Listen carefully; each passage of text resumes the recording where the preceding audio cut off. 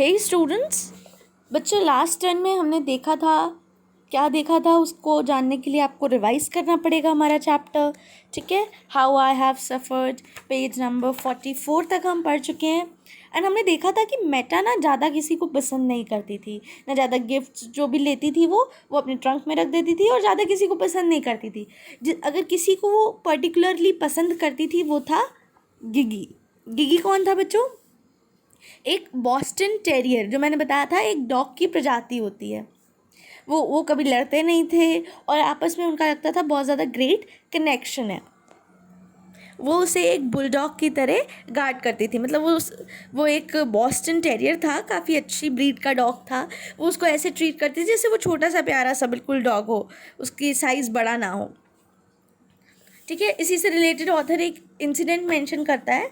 वो कहता है कि मेटा का डे ऑफ था, वो एक किसी काम के लिए बाहर गई थी। उसके लेफ़्ट में फादर ना कुछ खाने के लिए रमेजिंग कर रहे थे, मतलब कुछ ढूंढ रहे थे। ठीक है, तो उन्हें ना एक क्यूब स्टीक मिला जो रेफ्रिजरेटर में साइड में रखा हुआ था। तो उन्होंने सोचा चलो मैं ये खा लेता हूँ, लेकिन मेटा की आंखों से कौन बच सकता था।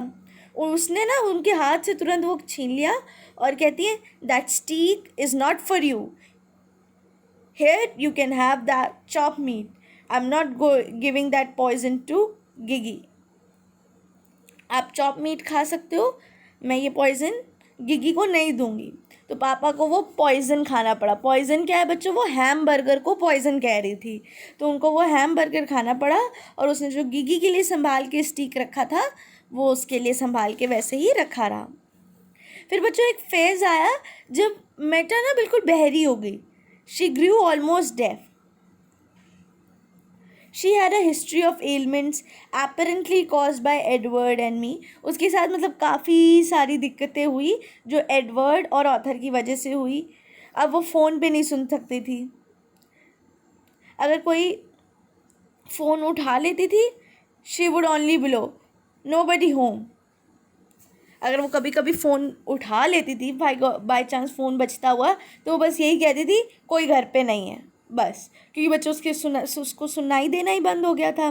कभी कभी डोर बेल्स अनआंसर्ड रह जाती थी, as did the poundings on the door. Door पे कोई आता था तो भी कोई नहीं खोलता था। Doors were all bolted and chain, so we could never think of breaking them down. बच्चों आप समझ सकते हैं, यहाँ पे वो कह रही है डोर्स को बोल्ट और चेन से बांध दिया था जिससे कि वो ये लोग कभी उसे तोड़े ना, मतलब वो गेट खोलती ही नहीं थी, बेल बजाते रहते थे ये लोग, तो बजाते बजाते वो दरवाज़ा तोड़ी ना दे बच्चों, इसलिए उसको चेनों से बांध दिया था गेट को। ठीक है, father often had to wade through the bushes and rap on the cellar window. तो मतलब बच्चों गेट नहीं खोलती थी तो फादर को थोड़ा मुड़ के बुशेस के थ्रू जाके जो विंडो थी उस पर खटखटाना पड़ता था। सेलर विंडो पे बच्चों, सेलर विंडो आपको मालूम होगा क्या होती है। तो वो उसके फादर उस पर जाके खटखटाते थे।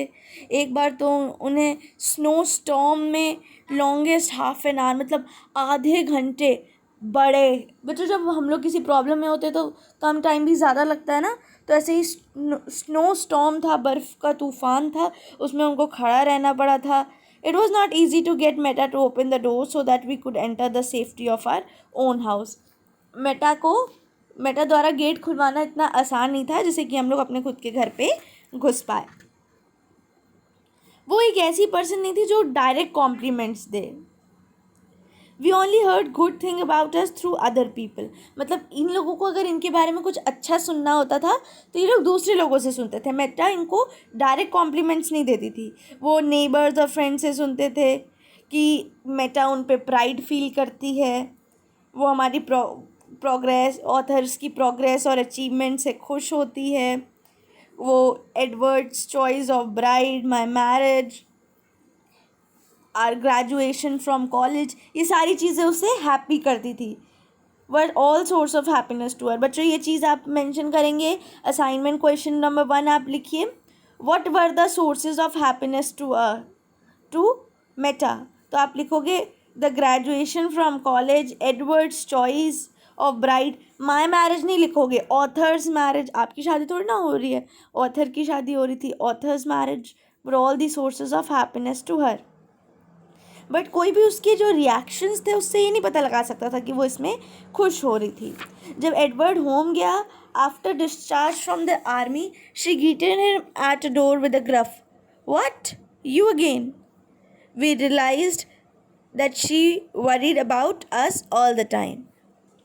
जब बच्चों वो आर्मी से वापस गया तो वो कहती है, क्या तुम फिर, मतलब उनको धीरे धीरे रियलाइज़ हुआ कि वो उन सबका ख्याल रखती है, उन सब के बारे में बच्चों फ़िक्र करती है. इसके बाद बच्चों पेज नंबर 56 पे, Meta kindly offered to come and live with me when I got married. I was touched but had to decline, saying, Meta, we haven't really got much money right now. Who wants your money? She countered, sounding offended. तो बच्चों जब author की शादी हो जाती थी, शादी हो गई तो मेटा ने कहा कि मैं तुम्हारे साथ रहने चलूँगी. तो बच्चों वो तो हाउस कीपर थी, उसको पैसे देने पड़ते. तो ऑथर के पास उस टाइम पे इतने पैसे नहीं थे, तो उसने कहा कि मेटा हमारे पास अभी इतने पैसे नहीं हैं. तो उसने कहा पैसे किसको चाहिए, एक ऐसे तरीके से कहा जैसे उसको ऑफेंड कर दिया गया हो. I was really embarrassed then. Our apartment is tiny and there is not enough room for you.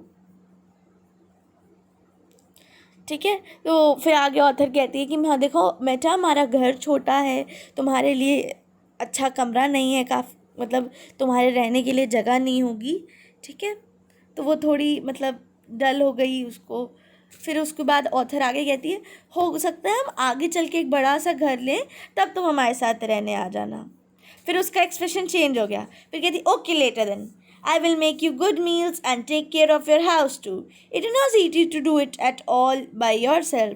मैं तुम्हारे घर का ख्याल रखूँगी, मैं तुम्हारे लिए अच्छा खाना बनाऊँगी. ये सब करना आसान नहीं होता खुद से. तो ऐसा वो कहती है. बच्चों 56 में जितना पार्ट हम छोड़ रहे हैं ये आप पढ़ के आइएगा. ठीक है. फिर हम कल पेज नंबर 57 पढ़ेंगे.